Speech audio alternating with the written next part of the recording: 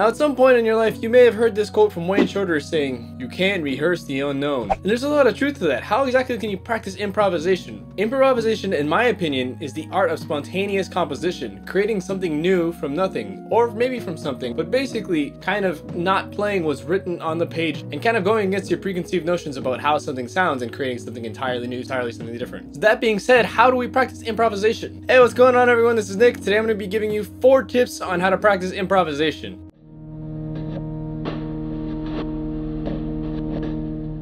So to define improvisation, let's do a quick Google search and look up, what is improvisation?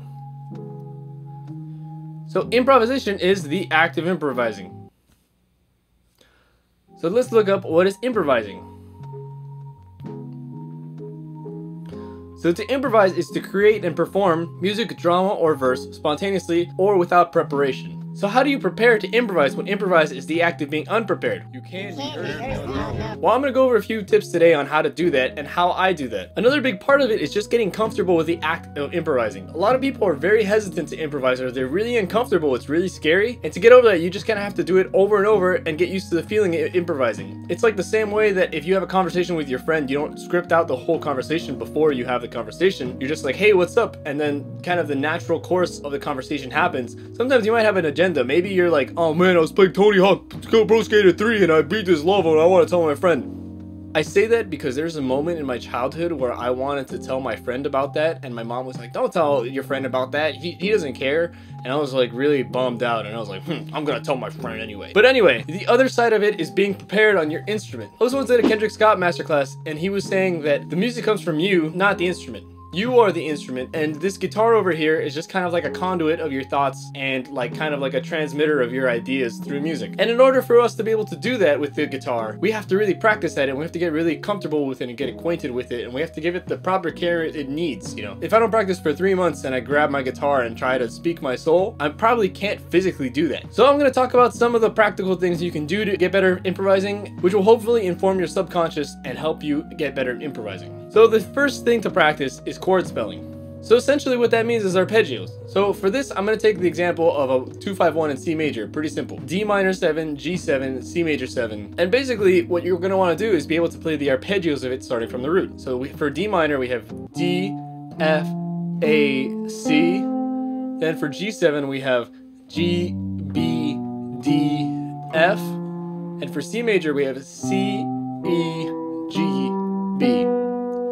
Now, if you don't understand any of that, I have this video on how to find the chords within a scale, and I go over how to identify the notes on the guitar, I identify intervals, how to identify the notes of the chords, etc. So go check that out if any of that confused you. But if you are comfortable with that, it's a pretty easy exercise. It's literally just kind of spelling the chord. So getting really comfortable with that and being able to play the notes in the chords that are happening in the moment. You don't have to play them, but it's good to know what they are in case you want to activate them or in case you want to embellish them. For example, if I know that D is D, F, A, C, and I want to be kind of slick and do a sidestep, I can do an E flat minor 7 arpeggio and then resolve back down to D minor. So once you've got that and it's pretty solid and you're able to play it from the root, then we want to start to vary up what we're playing. So one thing that's kind of obvious to me is, okay, let's do one going up and then one going down. To make it a 4-bar phrase, I'm going to add an A minor 7 at the end, and I'm going to play the arpeggios going 1 up, 1 down, 1 up, 1 down. So I'm going to play D minor 7, and then I'm going to play G7, and then C major 7, and then A minor 7. Now to continue on that path and make this a little more musical, what I'm going to do is I'm going to pick a certain range of the guitar. I'm going to pick the 3rd fret of the low E string, and I'm going to pick the 8th fret of the high E string. If you don't play guitar, this can translate to your instrument as well. Just pick any range that you feel like working on. So basically, I'm going to play the arpeggio starting from the lowest point. So since this is a G note, I'm going to start on A, because there's no G in D minor 7, but there is an A. A is a 5th of D minor 7. So I'm going to start playing that arpeggio. I'm going to go A, C, D, F, and then I'm going to continue going up in direction. So the next note from G7 would be F actually, so we can either repeat it, but in order to have a unique line, I'm going to switch over to G, and then here we have the root, so we just play G, B, D, F. And since we have a little bit more range, but if I wanted to play the E up here, I would have to exceed the range. So I'm going to now play the C major 7 arpeggio going down. So I'm going to reverse directions now. So we ended on F from the G7, and now I'm going to play C major 7. The closest note is E, so I'm going to play E, C, B, G, and then we can continue the line going down for A minor 7. So we can play E, C, A, G, and then we have the same thing again. So now I'm going to play it a little bit faster, and I'm going to play it all the way through so you can hear what's going on.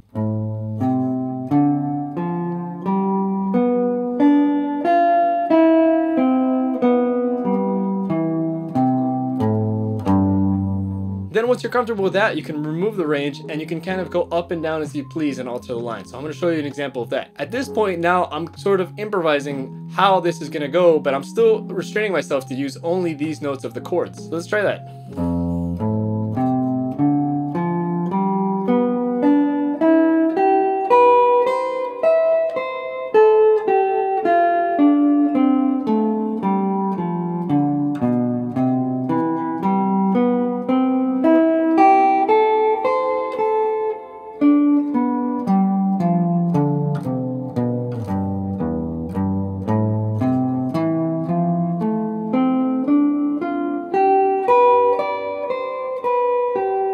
I'm gonna just play C major going down since we're at the end. Oops, I played an E flat. But that actually brings me to the next point, is whenever you make a mistake, stop and reflect on that and try to see what mistake you made. I played an E flat on a C major chord, which is the sharp 9 or the minor 3rd, which gives us this chord. Not the prettiest of chords, but it does have its place sometimes.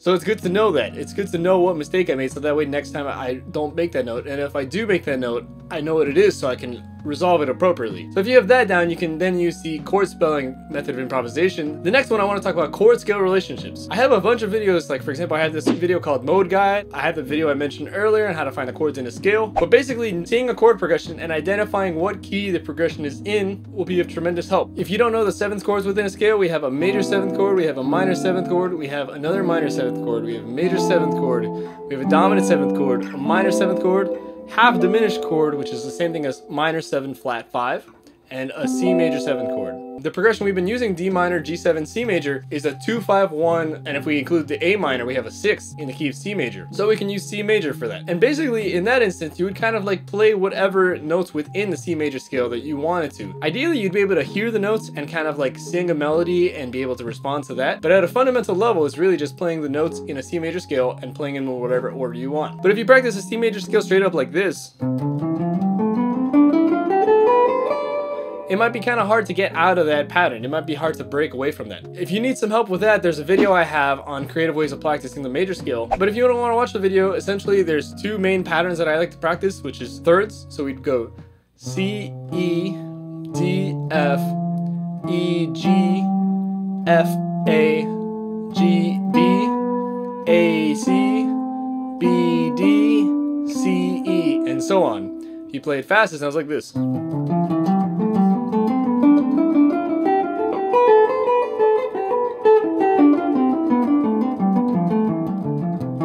It's one way to break up the major scale, and it's one way to learn the scale a little better, because if you don't know the scale well enough, it's going to be hard to practice that. Another way is the groupings of a few notes. So let's say we pick groupings of 4 notes. We're going to play the first 4, C, D, E, F, D, E, F, G, E, F, G, A, F, G, A, B, G, A, B, C, and so on. Fast would sound like this.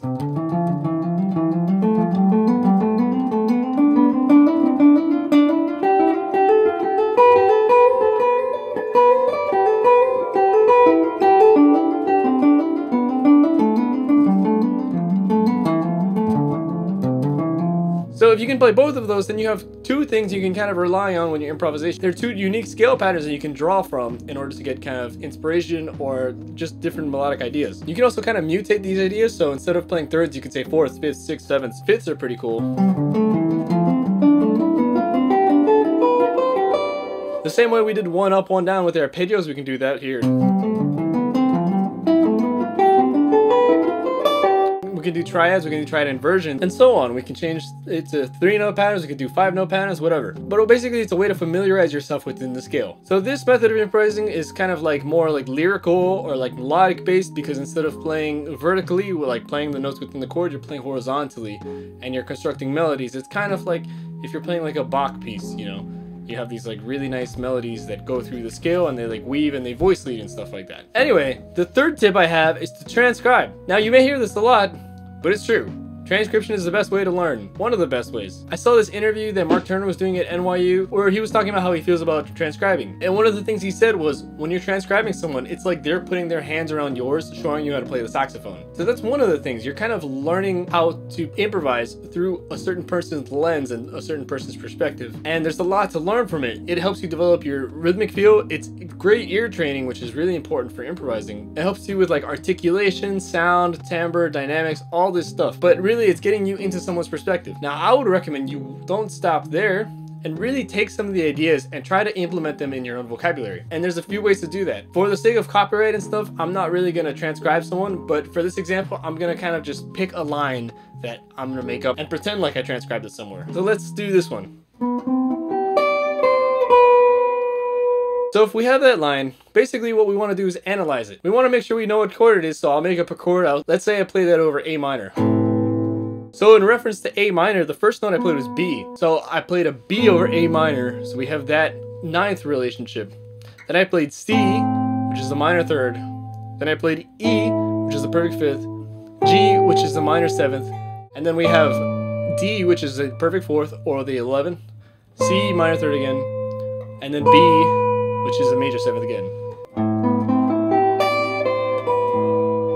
So we get that kind of sound. So then what happens after that? Basically, you would take the idea and start doing a bunch of permutations. If you studied any classical harmony at all, there's a few ways to develop a melody. You have things like inversion, retrograde, diminution, augmentation, all these sorts of things. But that's a big topic in itself, so if you'd like me to do a video on that, please leave that down in the comments. So now what I'm gonna do is I'm gonna improvise in a key. So let's say I'm gonna improvise in A minor. We don't have to give a certain mode or anything. Let's just say A minor. And basically, I'm gonna permutate that idea, thinking in the key of A minor. And I'm gonna try to develop that idea, see where I can take that idea. This will help your skill of melodic development. You can do this with the tune you know, or you can do it with the thing you transcribed. But for this example, let's just say I transcribed. So I'm gonna improvise a little bit.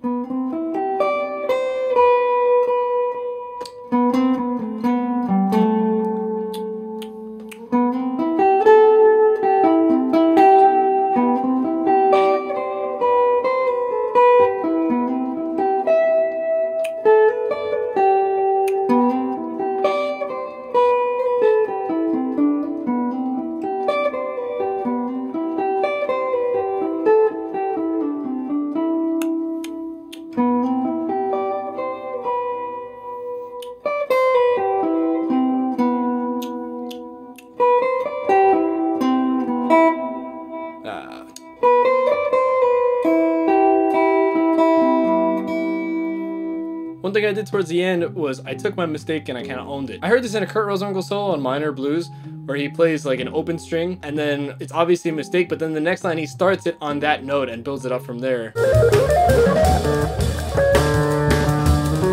But to me, that's like quintessential jazz, is taking your mistakes and taking it and developing it with your idea. So I hope that gives you some ideas. So now the fourth thing to do is improvise using a metronome. And this has to do with the idea that in order to improvise and tell a story, we have to have really good time, because we can't be thinking too much about like quarter note, eighth note, blah, blah, blah. Because we're thinking of so many things at the same time. And we have to kind of develop our ability to feel the quarter notes and eighth notes and be able to do other things without thinking about them. But in order to be able to a place where we don't have to think about them, we have to think about them a lot and get that internalized in our system.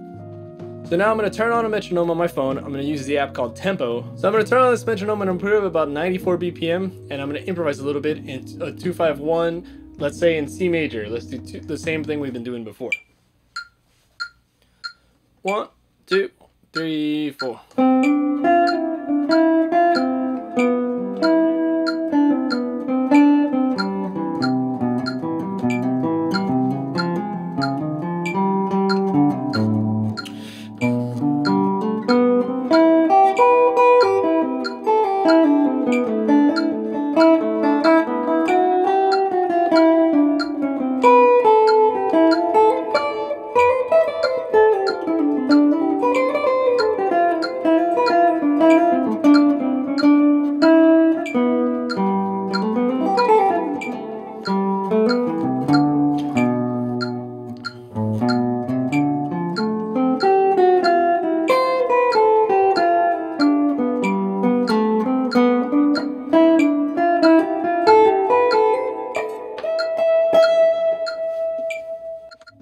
So basically just turning on the metronome and improvising. I was trying to use some of the techniques that I showed you earlier, but basically just kind of working at it. And this also has to do with what I said at the beginning, which was the fact that we have to kind of like practice improvising to get comfortable improvising. So this is kind of just putting us in a setting where like, okay, let's for a few minutes focus on this and just kind of like let our ideas go free. Another thing you can do is take off some beats. I can cut that in half, and then the metronome is on 1 and 3, or I can think of it as 2 and 4. If you're playing in more of like a jazz swung idiom, you might want to do 2 and 4, but it's good to do 1 and 3 also. I'm just gonna keep it on 2 and 4 for now and work on that. 1, 2, 1, 2, 3.